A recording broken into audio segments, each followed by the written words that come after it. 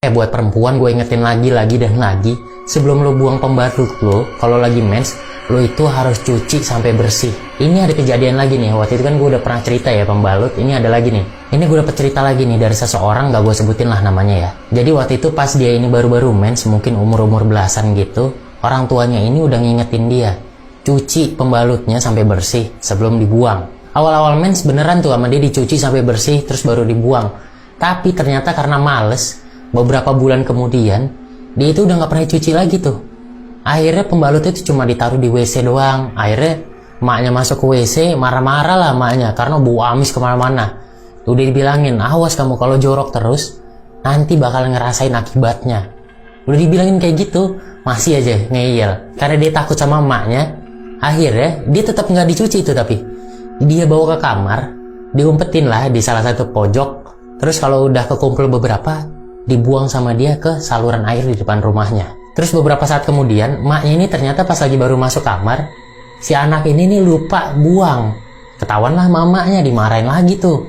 Dibilangin lagi di situ, awas kamu nanti rasain akibatnya gitu. Taunya pas malam, dia itu langsung sesak napas, kayak orang asma gitulah. Dibawa ke dokter, berhari-hari nggak sembuh juga. Terus nih, besok malamnya, pas dia lagi tidur, dia itu kebangun lah tengah malam.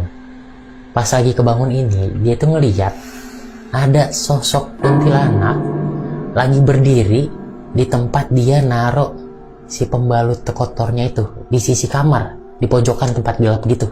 Kuntilanaknya ini agak miring gitu ya, dia jadi bisa ngeliat tuh mukanya hancur.